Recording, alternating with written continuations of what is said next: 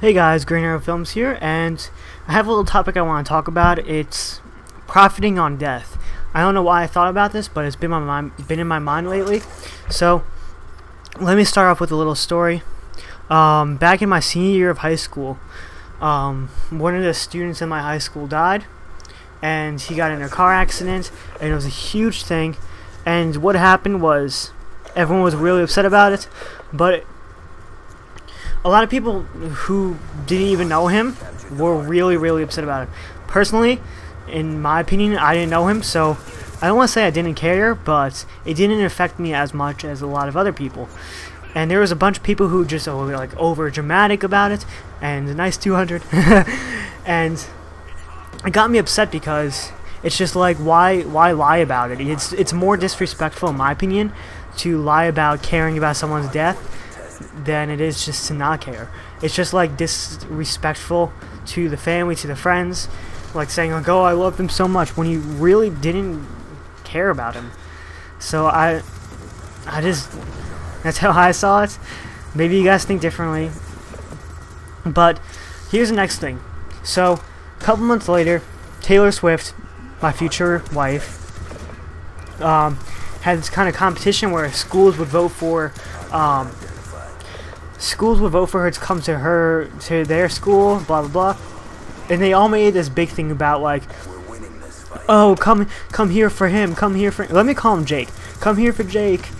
And I was just like, in my mind, I was just like, really, a lot of people didn't even know him, and you're gonna be trying to profit off of his death?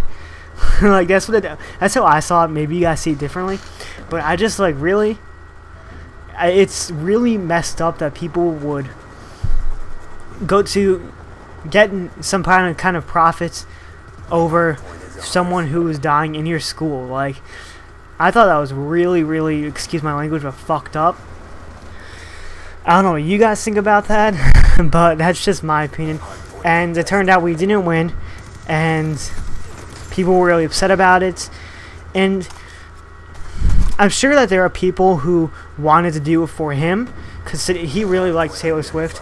I'm sure there's a lot of people who wanted to do it for him, but on the other hand, I'm sure there's a lot of people who say they were, I'm using my little fingers to do the quote-unquote thing, quote-unquote, do it for him, but want it for their own profit, which really pisses me off. Like, how could you do that to someone? How could you do that to their family? But I try not to step on too many toes right now, but I know I am. I'm going to be offending some people. I'm not trying to offend the people who actually know someone who's died and has been through something similar, but I'm trying to, I don't know, talk trash about the people who are doing this because they want something out of it. Same thing happened with, let me go on a bigger scale, companies. Companies do this all the time. When Michael Jackson died, I saw shirts all over the place with Michael Jackson all over it, trying to sell his face, trying to profit off of his death. We're like, really? Profiting off a celebrity's death? Sorry, bud. I stand on a higher moral ladder, I guess, than that. It's really messed up, and that's just, I don't know. I see it happening a lot, and I don't know, like, even a couple of months before this Jake died, there was a girl named, I don't know, Jill, who died, and no one cared, because I don't know why people were like this, but no one cared. It wasn't like no one cared. Her good friends cared, but a lot of people were just like, whatever, and went on with their life, it's just like, it's so contradicting. Like, people who are crying over Jake's death, but Jill dies a couple months before and you don't care? Is it because there's nothing for you to gain from it? That's how I saw it. It was a messed up situation, and like I said, I'm sure there's people who really care about Jill, and there's a lot of people who care about Jake, but there's a lot of people who didn't care about Jill and Jake, and it's just messed up. I don't see how you can really do that, but I don't want to talk about this topic too long because I feel like I'm running in circles right now. So I was actually going to do something a machinima kind of like based off of this idea, and I'll tell you guys a short, I guess, summary of what it would be. So, character Kyle learns that someone in his school died, and he's just like, why do I have to go? I didn't care about her, to be honest. And he's meant to be some kind of dick, but he gets to the funeral and they really want him to talk. I don't know why I haven't figured out all of the details yet, and he pretty much just tells everyone to go fuck themselves who don't care about the person who's dead. So, I don't know if I'm going to be doing that just because, I don't know, I've written the script sort of for it, but I haven't written it quite yet. So, should I do that? Should I not do that? Let me know. And then next thing I want to talk about is the microtransactions that are coming to Call of Duty. So if you don't know, Call of Duty is going to start having microtransactions. They're going to be selling weapon camos, going to be selling weapon classes, so now you can have 20, and they're going to be selling titles, they're going to be selling the Nuketown Zombies. So microtransactions to get things that are cosmetic and not gameplay style, which is cool. I approve of that. I think they should actually do gun pack. I would really like if they do like a flashback gun pack where they had like weapons from like Black Ops and World at War. That would be cool. Just my opinion. You know, if you're listening out there, David Vonderhaar. So, yeah, the microtransactions. Now, when microtransactions happen, a lot of people get really upset over it. They're like, oh, I paid for this game. I deserve all the content that it's going to be released because I paid my $60 and you're just getting more money out of me. I don't really mind microtransactions. I think they're okay. If you want to buy them, go for it. If you just want the vanilla game, vanilla means original game, that's cool. That's fine.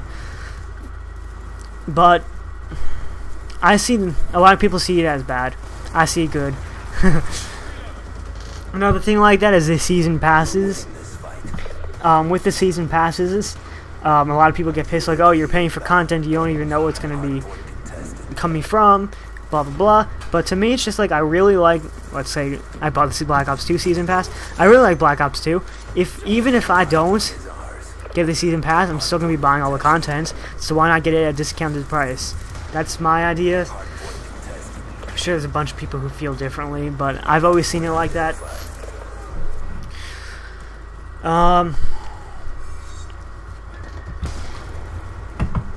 Yeah, the season pass that I think wasn't worth it was Halo 4, because I hated that game. I also like when, another big thing that is a problem is when you buy pre-ordered stuff, like pre-ordered content, and then they release it like 2 months later. That really annoys me, which is happening with Nuketown. If you guys don't know, Nuketown is coming out for free today, since I'll be uploading this today. I'm recording this the night before, and I think that's cool. It was hurting Call of Duty having Nuketown only in one playlist, so them releasing it for free, whatever. But with the pre-order bonuses, it really pisses me off when, let's say I get like a limited edition character if I buy from EB Games, and then the people who buy from like GameStop with different pre-orders, I'm just using them as an example, I know that they're the same thing, and then you get them later on in DLC, that really pisses me off. I like when you buy limited characters, or limited skins, or limited anything from like a store, and then you keep it. It's nice having limited things, it's nice being different. So yeah, damn, I've been going on a lot of on a lot of topics. So yeah, last thing I'll talk about is the contract that I talked about before. I am not going to be signing it, unfortunately. No, not unfortunately. They're a small network, and if I see myself growing anywhere within the next 5 years, then I would want to leave. I wouldn't want to be with a small network for 5 years. I know that there's one YouTuber who has like 200,000 subs and is stuck with them. But that's the end of all my rants. Thanks for watching. Green Arrow Films. Comment, like, and subscribe. And I'm almost at 200.